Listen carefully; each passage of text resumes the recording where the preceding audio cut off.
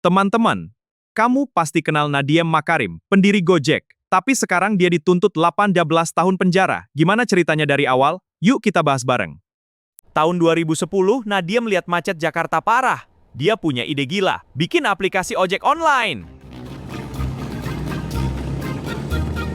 Ide itu langsung meledak. Gojek lahir dan dipakai jutaan orang setiap hari.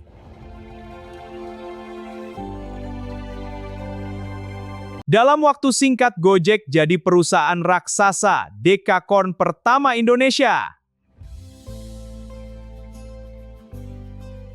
Nadiem sukses banget. Dia jadi salah satu pengusaha muda paling hebat di Indonesia.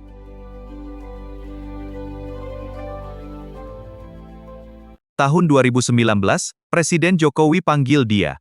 Mau jadi Menteri Pendidikan? Nadiem terima tawaran itu. Dia bilang ingin bantu anak Indonesia belajar lebih baik.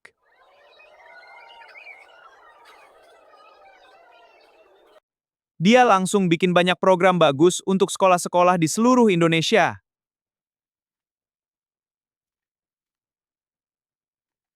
Lalu datang pandemi COVID-19 tahun 2020.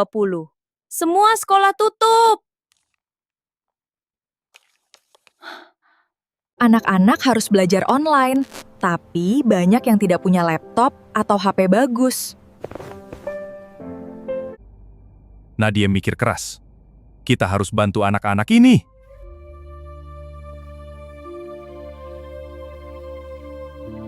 Pemerintah beli ribuan laptop Chromebook dari Google supaya anak bisa belajar online.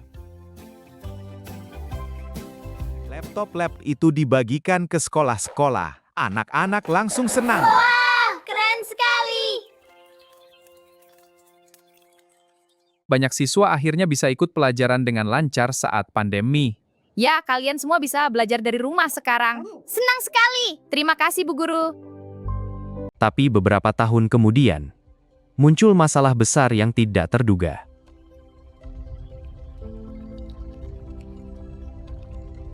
Kejaksaan Agung mulai selidiki pengadaan laptop ini.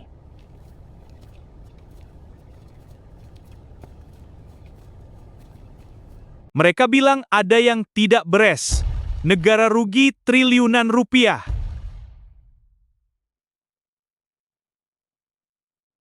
Nadiem dituduh ikut mengatur supaya Google menang tender dengan harga mahal.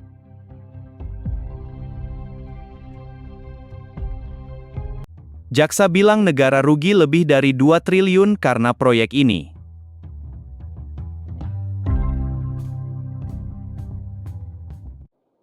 September 2025, Nadiem resmi jadi tersangka kasus korupsi.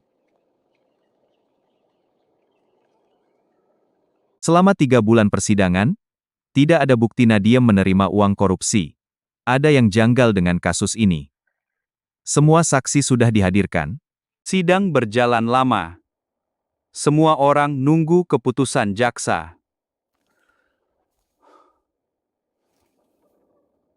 Mei 2026, jaksa akhirnya bacakan tuntutan yang bikin kaget semua orang. Semua orang menunggu momen ini, berharap Nadiem dituntut tidak bersalah sehingga Nadiem bebas. Jaksa tuntut Nadiem di penjara selama 18 tahun. Semua orang di ruang sidang menangis melihat tuntutan ini, Nadiem juga menangis. Ditambah dia harus bayar uang pengganti 5,6 triliun. Sungguh tuntutan yang di luar logika, sangat gila, lebih dari tuntutan seorang teroris. Nadiem bilang dia kecewa dan tidak setuju dengan tuntutan itu. Mempertanyakan beratnya hukuman, Nadiem merasa bingung dan mempertanyakan mengapa tuntutan hukumannya jauh lebih besar daripada kasus pembunuhan atau terorisme. Dia bilang, saya hanya ingin bantu pendidikan anak Indonesia. Meskipun kecewa dan berharap dituntut bebas, ia menyatakan tidak pernah menyesal mengambil amanah sebagai menteri demi majukan negara, serta siap menghadapi risiko hukum yang ada. Nadiem Makarim dijadwalkan akan membacakan nota pembelaan pada 2 Juni 2026 di Pengadilan Tipikor Jakarta Pusat. Jadwal ini menyusul tuntutan jaksa penuntut umum yang meminta hukuman 18 tahun.